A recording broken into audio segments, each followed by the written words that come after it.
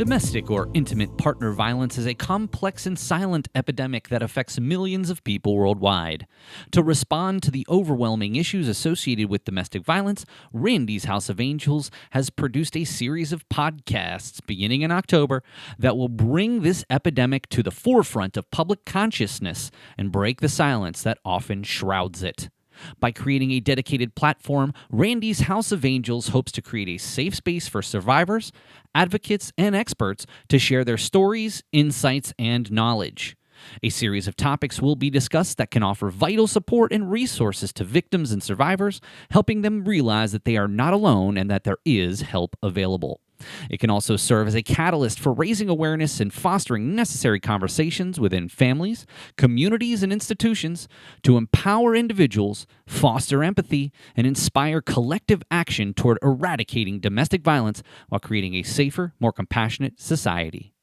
I'm Paul Miller, the producer of this program, and we invite you to access the podcasts by going to randishouseofangels.org. On the premiere edition of Randi's House of Angels podcast, we would like to introduce you to Nancy J. Chavez, founder and current Executive Director of Randi's House of Angels. We will hear how Nancy survived many years of abuse from her husband and the tragic murder of her daughter, Randi Trimble. Nancy will talk of her resilience in experiencing trauma over the years. Also, how she took the tragedy of her daughter's murder and created a nonprofit to help children victimized by domestic violence. She will share what it was like being a victim of domestic violence in the 70s when resources were limited, how she endured ongoing abuse, the impact of abuse on her mental health, and how she finally escaped her abuser.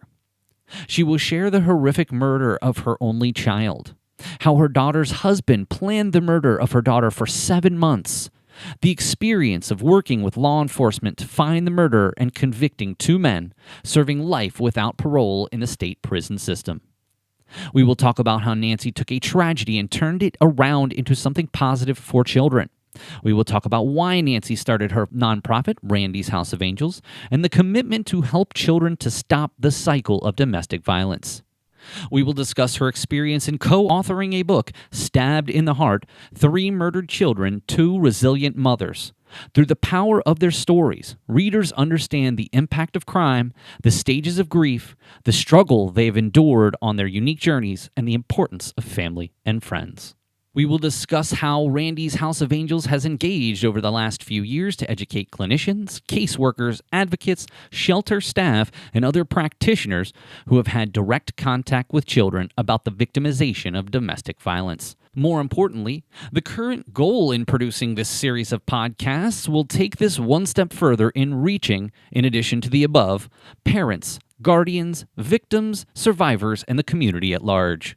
The podcasts include a series of topics about intimate partner violence, healthy versus unhealthy relationships, resources for victims, and hearing stories from a number of victims and survivors. We welcome you to the premiere edition of the Randi's House of Angels podcast.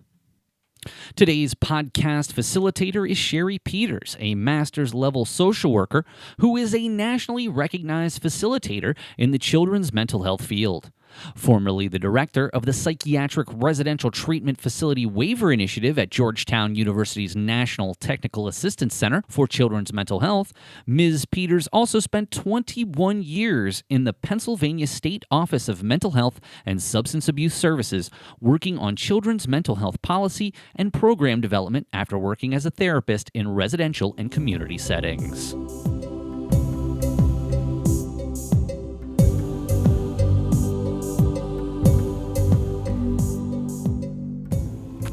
Today we're going to be talking with Nancy about her experiences, and about how she created Randi's House of Angels and what she continues to do. Thank you for inviting me. Oh, you're welcome. This is great to have you here for this first podcast that we're creating. Just tell us a little bit about yourself, Nancy. Well, I always present myself as a victim of domestic violence and a survivor. And a lot of individuals ask me why. Many years when I was married, I went through years of abuse, finally left that marriage. And then, of course, my daughter was murdered in 2003, so I'm surviving her loss. Obviously, that has something to do with how Randy's House of Angels came to be. Before we talk more about that, can you talk a little bit about how you came to be a survivor, especially what help did you receive? Well, I was being victimized by my ex-husband for 7.5 years, and I always say that my safety plan, which I'm going to show my ignorance at the time, there weren't shelters. The words domestic violence wasn't part of my vocabulary. I really did not understand it until years later. But recognizing that I was an actual victim, I didn't use the word victim. A lot of victims don't want to be labeled that. But it was not till later in my life that I realized that, yes, I got out of this marriage. I took the step finally to leave my abuser and to take my daughter with me. But I also had to recognize that once I got that divorce, that piece of paper saying that I was divorced did not stop the abuse. The mental and verbal abuse continued for many years. And I really thought it was going to be better for me personally and moving on to a different life, but it didn't. And so I had to continue to deal with my abuser. In my 30s, I started to hear terms like domestic violence. And please know that those terms were out there. I just didn't want for individuals to look at me and point their finger and say, you're a victim. But when I was victimized, no shelters. The only place I had to go was my family and or the police. And I knew that if I went to the police, I knew the consequences. I knew that if I talked about how my husband was abusing me and what was happening behind closed doors in my home, that I would pay the consequences of that. So it was as if that, when you're told day after day that, I'll kill you if you leave, you will never see our daughter, Randi. I really felt that I had no choice but to stay there. And then as I got older, because I was young, I was 19 when I got married, and then finally after I left him, I was 25. But in those years, which are very critical, I was so busy trying to please my ex-husband, being the perfect wife. And of course, the obligation to be a great mother to our daughter, but also the pressure of that coming from my abuser saying, this is your role. You are my wife. This is what you do in this house. You're to iron my clothes. You're supposed to wash my clothes. You're supposed to, look after our daughter, mow the lawn, do everything that I should do as a wife. And I think the toughest thing for me was that my family, my culture, I'm Mexican American, so your culture has a lot to do with how you look at life. So I knew that my mother and father raised me to be very independent, and especially my mother taught me how to take care of a household.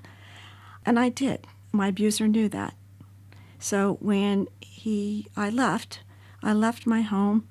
He had convinced me that he loved me, that I was his princess, that I was his everything.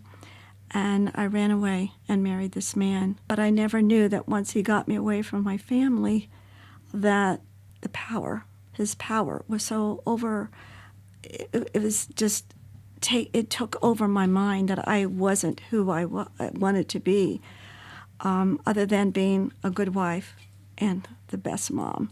It's really sad because I didn't know who I was, so of course my self-esteem was very minimal. I didn't know who Nancy was. All I knew was that I had to constantly please this person that was constantly abusing me, or else. So Nancy, how did you eventually become a survivor? How did you get the help that you needed? Even after you left, you said that the abuse continued.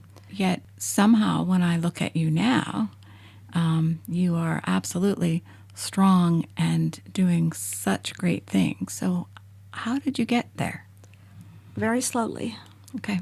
I had to look at setting goals for myself, but ultimately seeing my daughter as what drove me knowing that this young person, she was not even 5 years old when I left her father, and I knew that every action that I took previously, of course, the day she was born to the time I left, was going to form her character, her personality. And so I did it very slowly. I wasn't allowed to work, and if I did work, it had to be part-time. There were so many different requirements on trying to get to know me and what I was capable of. You know, it's the power of control is making sure that you always know the role in the family unit, being, you know, cooking meals every day and doing the laundry and everything, but to be able to say that I wanted to go to college or go back to college, because I left. I was in college and I left when I married him, and that there were stipulations there. You can go to college if you become a nurse, and I didn't want to be a nurse then, but he, in his mind, he wanted me to be a nurse because he told me nurses are real sexy. I think that, you know, not about having a career, but in his mind it was so warped. But I also think that what I did was setting goals. I thought, wow, here I am at 25 years old. I found a job with state government. Someone gave me that opportunity, and I decided I'm going to go back to school. I'm going to go back to college, which I did, and empowered me to say that, wow, I'm not so stupid as he told me that I was, or I was capable of other things. And I actually did that. I kept myself focused, and I always tell the story of how many times I would turn my head and say that I was going to leave him, and how many times I could hear him saying, I'm sorry, I'll never hit you again. And I would turn my head. But this time, it was somewhere I read in a magazine about the horses in Charleston, and they have the blinders on that keeps them moving forward. And I said, that's what I have to do, because if I turn my head, I'll go back. And he'll play on that, you need me, you can't survive without me, I'm the breadwinner, everything you could think of. And I did that. And that moving forward meant going back to college, having a full-time job, having a part-time job, and I was living with my sister. My family supported me when I actually left him. But being able to move in my own apartment, buying my own car, being able to buy curtains for my apartment, which sounds kind of bizarre, but I didn't know. I didn't know what I liked. It was always about pleasing him. And so it was a challenge financially for me, but again, in the back of my mind, I would hear, you can't survive without me, because I'm the breadwinner. I had no decision-making in any of our finances, being able to buy our home, cars. It was that economic abuse was there overpowering me, but I knew that I couldn't hold on to that because I had to look at myself and also look at my daughter. So I left, and so I went to school at night for 15 years. Wow. And I went to a community college, and then I went to Penn State, got my undergraduate degree. Then I went on and got my master's. And I set my goals for what I needed to do. Yes, when I was 40, I completed my education. But there were other factors, too. I had to look at how can I afford paying for my college education while I worked, not receiving a large salary, but being able to pay for my education. So I took 1 or 2 courses a semester, and that's what took so long. But I'm so proud to say that what it taught me was perseverance. Absolutely. Perseverance. And I love the image of the blinders so that you could keep moving forward in the way that you needed to move forward. Let's move on to tell us a little bit about Randi. She was my life. I can remember when she was born in Portsmouth Navy Hospital. My ex-husband was in the Navy, and I was by myself. It was very, very lonely that day, that Sunday. A lot of people, they go away on the weekends to Cormans. But when she was born, I really was so elated because I thought, this baby is going to be my savior. It's going to make a difference in her father, that he will stop the abuse and there'll be no more. And I prayed that she was my angel. But it didn't happen. That didn't stop the abuse. Yeah. He used her against me. He would always tell me that all the love that I gave Randi, because I was with her all day long and she was so important to me. And like my mother, I taught her things, but I just knew that she would reciprocate that. But he would always tell me, she's going to hate you one day for smothering her with all this so-called love. I never believed that, and of course I didn't.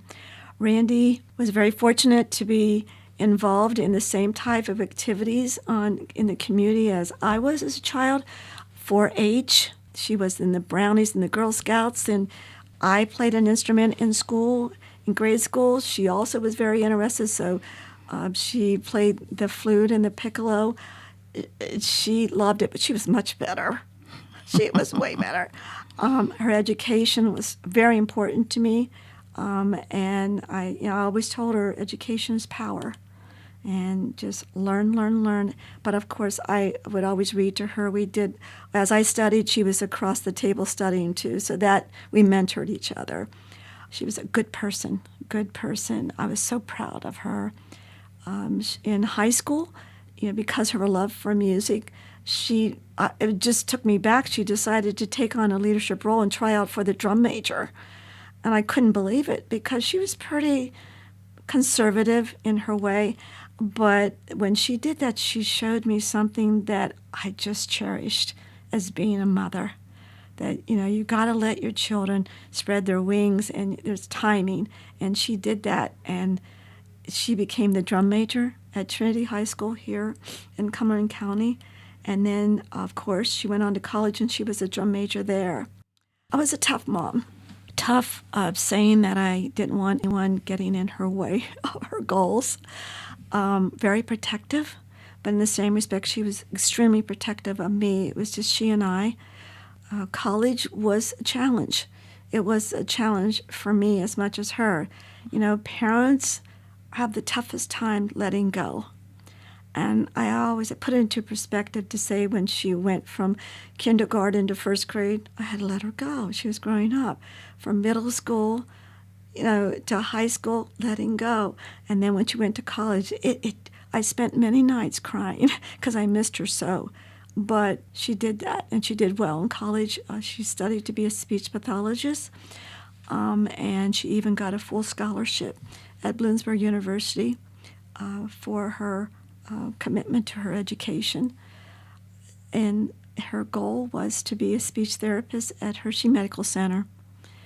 And she did that. She met that goal, and I was really, really proud of her. Yeah, I was going to say, you must have been very proud of her.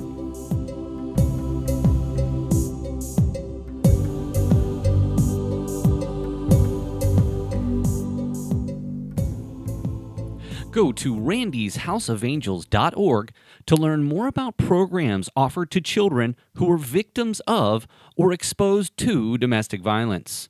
Programs are offered at no cost to parents and guardians in 6 central PA counties, including Cumberland, Perry, York, Dauphin, Lebanon, and Adams. Contact Nancy Chavez at 717-503-4498 or email randishouseofangels@gmail.com for more information.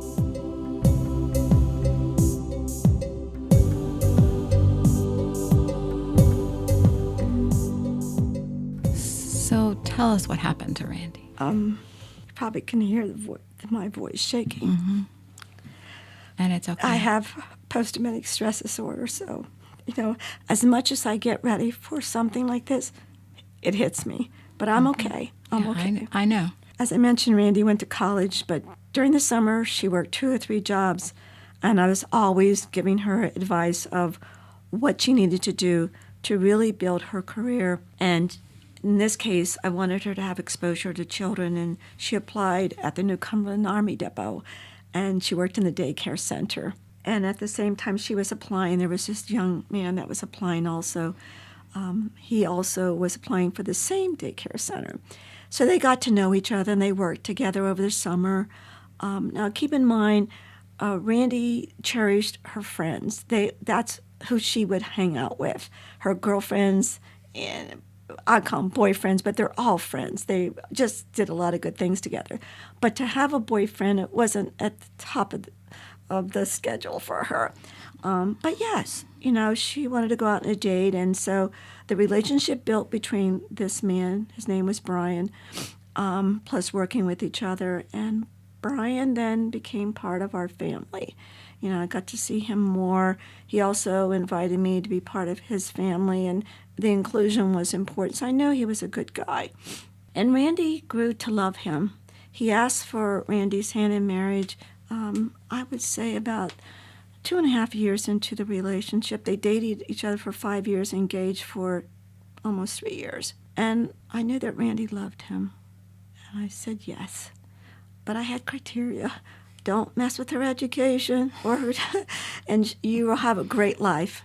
And he knew that. He just knew that about me. But I think that the happiest time is watching Randi get ready for her wedding, going and getting her wedding gown and planning for her wedding and making the centerpieces. And just, it was just such a great time in our lives, in her lives too. So she was, her plan for her marriage was September 9th, year 2000. So year 2000, so much was going on, Everybody was in a tizzy about year 2000, but she was just elated. The wedding was beautiful. Everyone was happy. Randi was, my princess. And she decided before she got married, a few weeks before she got married, that she wanted to buy a house. And I go, okay, but where'd this come up? Well, Randi was very much on a budget. That's what I taught her. So she knew what she could afford. So she bought a house. And the house was 2 blocks from where I live, or where we lived. And I tried to tell her, move, go, spread your wings. You guys get married and enjoy. Nope. Mom, you're my best friend, and I want to be near you, and I always want to protect you. So I was just elated when she said that. So she had her house. She had a beautiful marriage, and they moved into their house, her and Brian. Randi was doing well on her career. She got into Hershey Medical Center. Brian was working. He finally landed a job at Blue Cross in year 2002, and I decided I wanted to really push the empty nest, and I went on 3 different trips.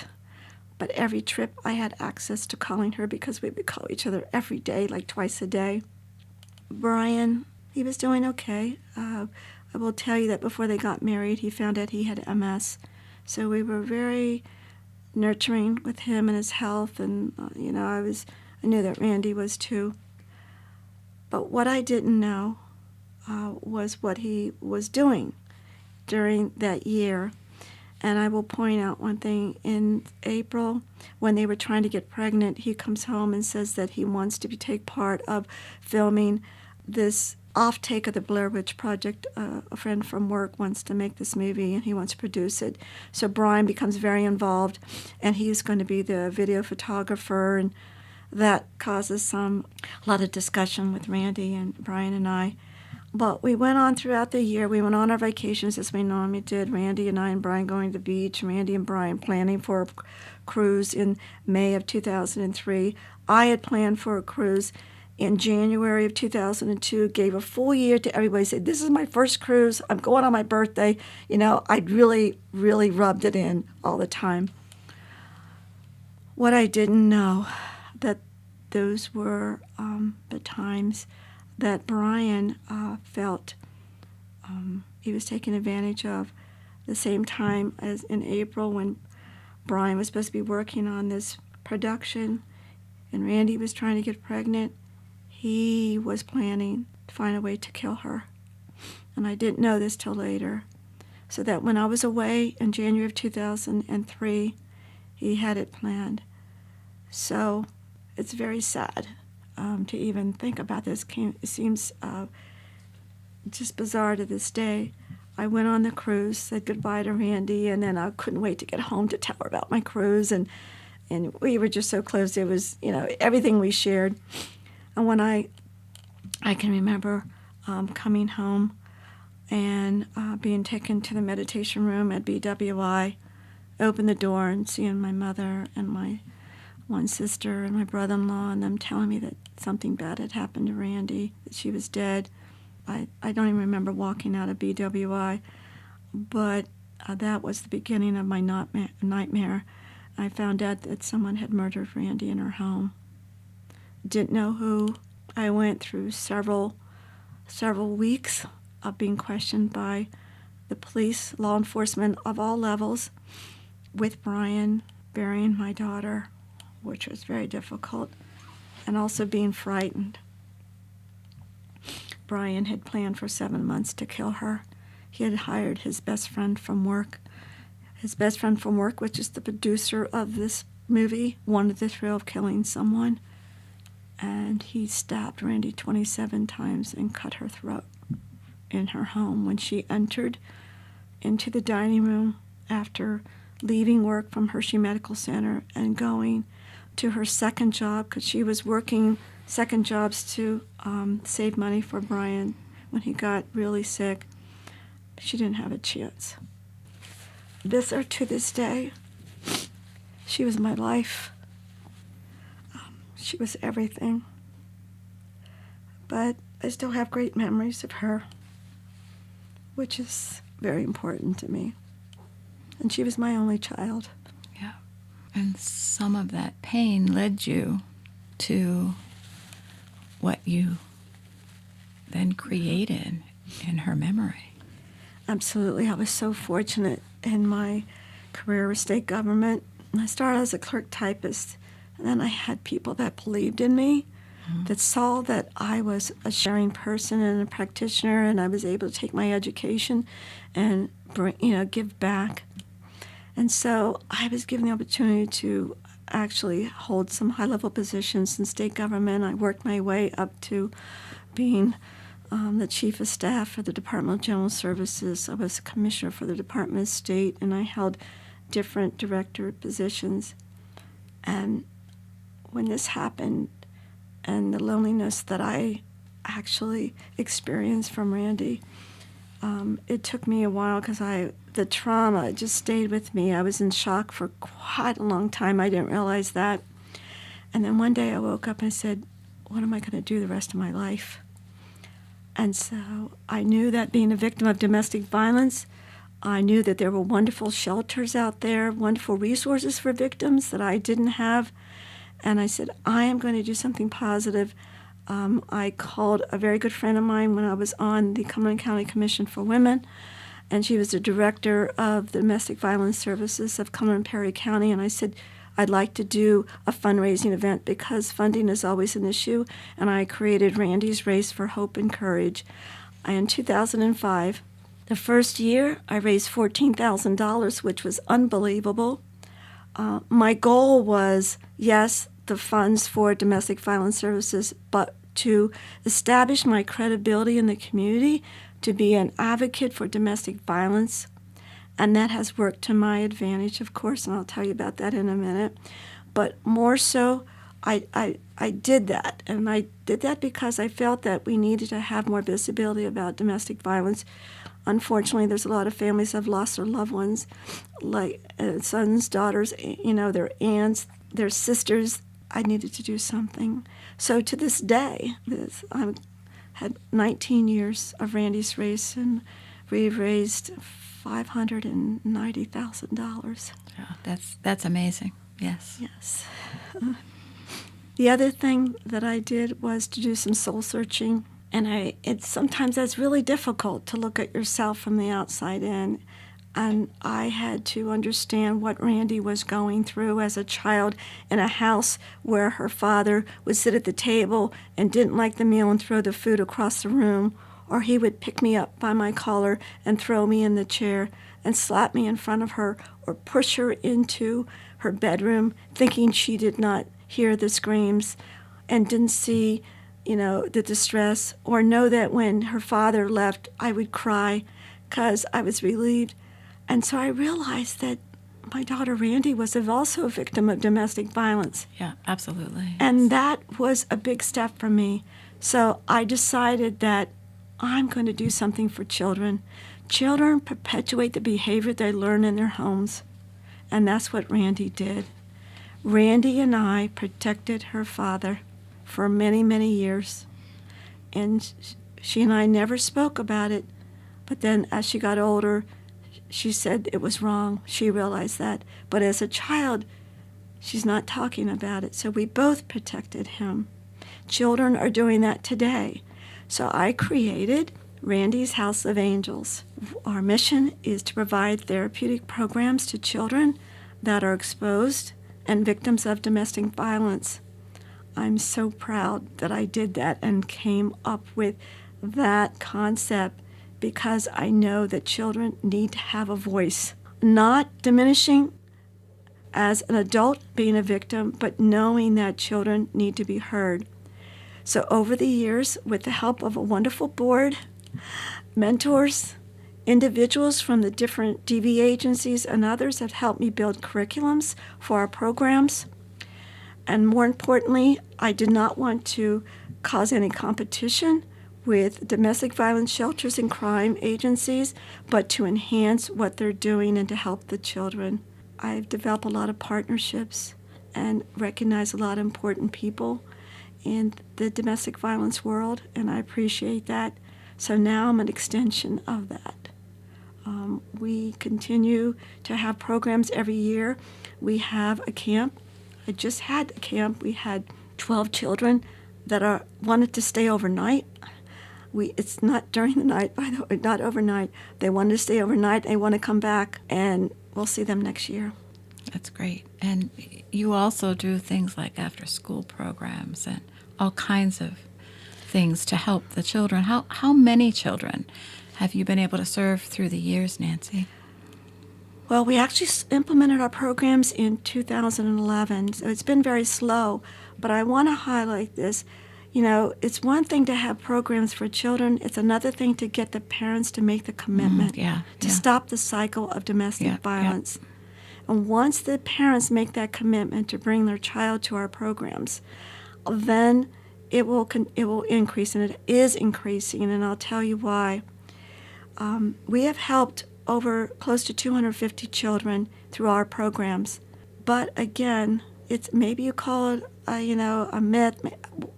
It's individuals that are victims don't want to think it's happening to your children until they begin to act out. So I say to parents, please take a minute to listen to them, and please take a minute to know there are programs like Randi's House of Angels that offer programs at no cost. Our board members were adamant about why would we put the burden of having to pay for therapy for a child when you are, as a victim, struggling just to survive. So we provide our programs at no cost. We hold major fundraisers like Randi's Race. We have a golf outing every year. We get donations that enable us to provide that at no cost. All I ask is, parent, please. And even grandparents are raising their children, their grandchildren.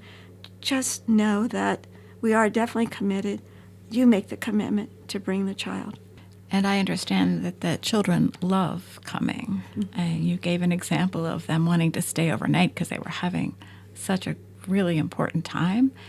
And I think others have given you feedback through the years. And I think some of the young people have come back to even volunteer later on after they've gone through some of Randi's programs. Is that right? Absolutely. What we try to do is not forget about what we see as a graduation for kids to go through our programs, because we do have a program ages 8 to 13 and then a program for 5 to 7. And so after 13, what do we do? Where do they go? Because they've enjoyed having that mentoring and that positive environment. So we created a teen group for these teens to actually take part on. Then we invite them to come back as junior counselors to the camp. Yeah, that's great. And to be mentors.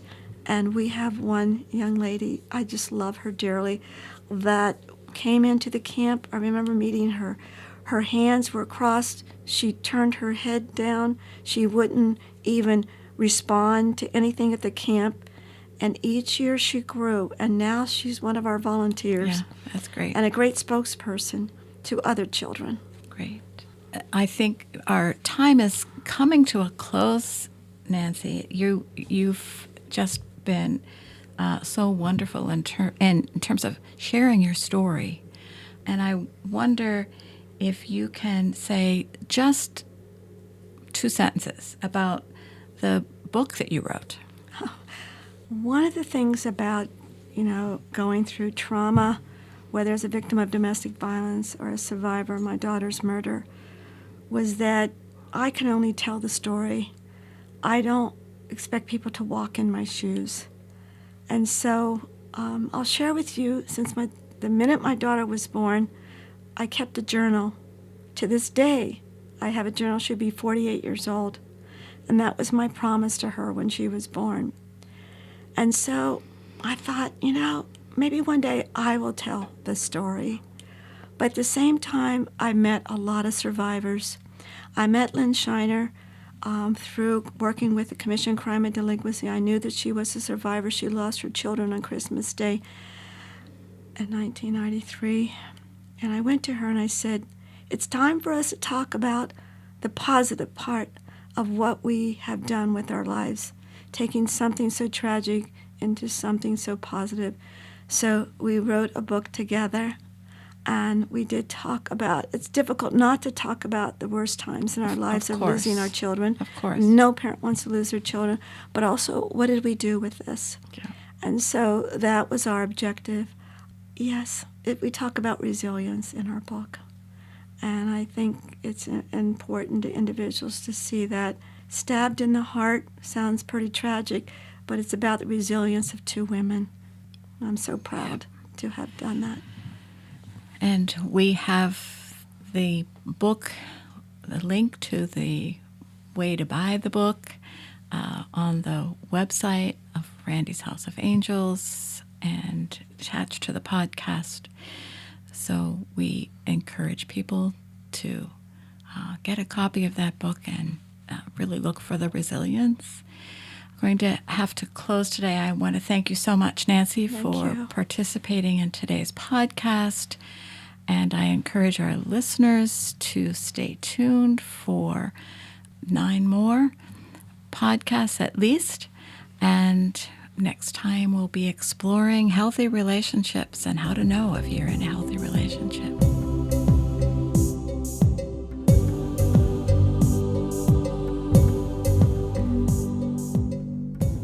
Randi's House of Angels is sponsoring a series of podcasts that will serve as a resource to anyone impacted by domestic violence, including parents, guardians, caseworkers, health providers, advocates, teachers, trauma specialists, clinicians, and more, to provide an overview of domestic violence and how to handle situations where domestic violence is present. This is a series of 10 podcasts that will include an overview in healthy relationships, the different types of abuse, supporting someone who is engaged in an unhealthy relationship, and criminal justice resources available to victims. It will also include testimony and stories from courageous survivors who are victims of domestic violence. The podcast will be released starting in October of 2023 and run through February of 2024. If you miss a podcast, it will be made available on demand on Randi's House of Angels website at randishouseofangels.org. After you've listened to our podcast, we would love to hear from you. Your feedback is crucial for the future of our podcast programs. There is a survey available on our website at randishouseofangels.org. You can also reference the resources that support the podcast on the website, again, at randishouseofangels.org. Thank you, and we'll see you next time.